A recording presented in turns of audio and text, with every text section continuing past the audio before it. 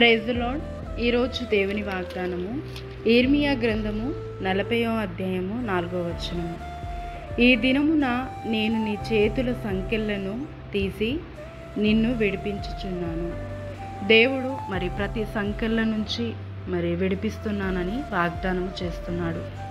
సంకెళ్ళు అంటే బంధకములు. ఏ విషయంలోనైనా బంధింపబడ్డావా? ఈరోజు దేవుడు విడిపిస్తానని చెప్తున్నాడు.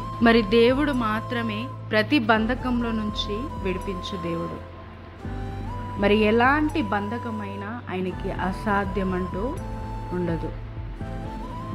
లేమి అనే బంధకమైన, అప్పులు అనే బంధకమైన, ఎదగలేకపోవడము ఒక బంధకంలో ఉన్న, కష్టం అనే బంధకంలో ఉన్న, అవమానం అనే బంధకాల్లో ఉన్న, నిందల మీద నిందలనే బంధకంలో ఉన్న, ఎలాంటి సంఖ్యలతో బాధపడుతున్నాను దేవుడు విడిపించగలుగుతాడు.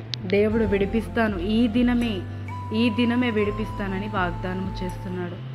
ఆయన మాట గతించదు. ఆయన వాకు నిజముగా నెరవేరుతుంది. ఈరోజు సమస్తము ఆయన మాట మీద ఆధారము చేసుకుని ఏ విధంగా అయితే సృష్టి క్రమం అంతా జరుగుతుందో అదే విధముగా ఈ వాక్యము వింటున్న ప్రతి ఒక్కరి జీవితములో ప్రతి సంఖ్యలు తెగిపోవాలి. ఆమేన్. నీవు ఏ బంధకంలో ఉన్నా ఈరోజు దేవుడికి ప్రార్థించినట్లయితే దేవుడు తప్పకుండా ఆ సంఖ్యల నుంచి విడిపిస్తాడు. నీకు కొన్ని తెలియకుండానే కొన్ని బంధకాలలో ఉండిపోతారు. వాటిని అనుభవిస్తూనే అలవాటుగా చేసుకొని సరేలే ఉండిపోదాం అనుకుంటాడు. కానీ దేవుడు మాట ఇచ్చిన దేవుడు నమ్మదగినవాడు.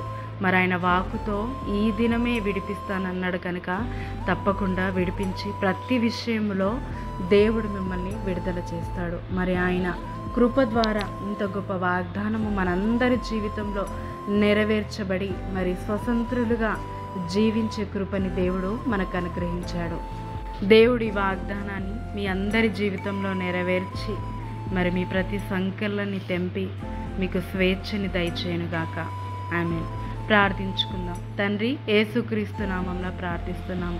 ఈ దినం వాగ్దానము దేవా అందరి జీవితంలో నెరవేర్చుటకు, ఈరోజు మా అందరి సంఖ్యలు విడిపించుటకు, ప్రతి బంధకంలో నుంచి మమ్మల్ని స్వేచ్ఛగా జీవించే కృపని మాకు అనుగ్రహించినందుకు వందనాలు. ప్రతి లేమిలో నుంచి, దరిద్రంలో నుంచి, కష్టంలో నుంచి, అవమానంలో నుంచి, నిందల నుంచి, ప్రతి రోగము నుంచి, ప్రతి ఏ సంఖ్యలతో ఏ బంధకములో ఉన్నారో ప్రతి ఒక్కరిని నువ్వు విడిపించి స్వేచ్ఛగా ఇచ్చి నీకు నీ బిడ్డలుగా జీవించే కృపని దయచేయమని ఇచ్చిన ఈ వాగ్దానాన్ని అందరి జీవితంలో నెరవేర్చమని నీకే వందనాలు చెల్లిస్తూ యేసుక్రీస్తు నామమున ప్రార్థిస్తున్నాము తండ్రి.